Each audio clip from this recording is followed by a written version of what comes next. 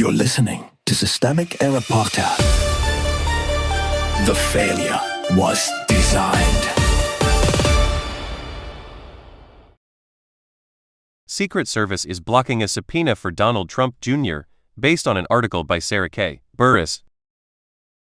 The Secret Service isn't supposed to be a family lawyer, a protective state, not a neutral one. Donald Trump is suing the BBC over its editing of his Jan. 6 speech, demanding $10 billion for a clip that allegedly made his remarks look closer together than they were. That is the surface story. The real story is buried in a footnote.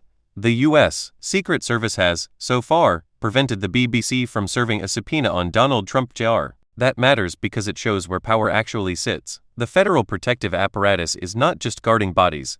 In this moment, it is helping insulate a president's son from ordinary legal process. That is not a small procedural wrinkle. It is institutional force being used in the orbit of a political family that already commands extraordinary access. Who enabled what? The decision that matters is not the BBC's edit, whatever its merits. It is the federal government's decision to step into the litigation only to protect its own interests, while the Secret Service separately blocks service on Trump Jr. According to the BBC's filing, the Secret Service, by regulation, protects all 5 adult Trump children, but protection is not the same thing as legal authority. The agency has no business interfering with subpoenas or legal process. If it is doing so anyway, then the problem is not confusion or administrative caution. It is a state institution drifting into partisan shelter. The misdirection is the point. Trump's lawsuit tries to recast a public record Jan. 6 speech into a victimhood story about editing. That framing is already convenient. The same man who built a political career on delegitimizing institutions now wants the courts to treat him as damaged by the presentation of his own words.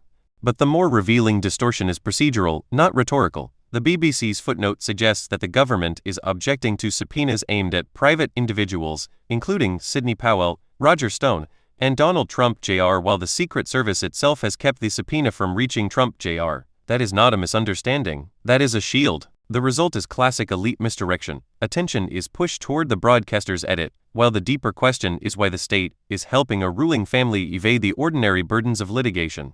What this says about power: Trump does not just benefit from institutions, he bends them toward personal use. His family gets protection, his allies get oxygen, his lawsuits get theatrical scale, and the legal system is forced to spend time disentangling whether the federal government is quietly obstructing service on his son. That is the pattern. Authoritarian politics does not always arrive through open seizure. Sometimes it arrives as bureaucratic deference, selective intervention, and the normalization of special treatment for people near power. The law remains on the books, but access to it becomes uneven. The real issue: this story is not about one edit, one subpoena, or one footnote. It is about how state capacity gets repurposed when a political clan treats public office as private armor. Trump's legal posture is grievance politics.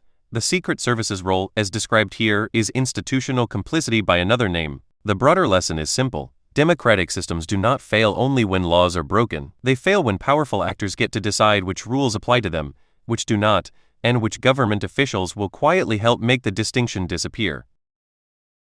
You've been listening to Systemic Error. Thanks to Alternet for today's article, with the automated voice of Marcus. Thanks for listening.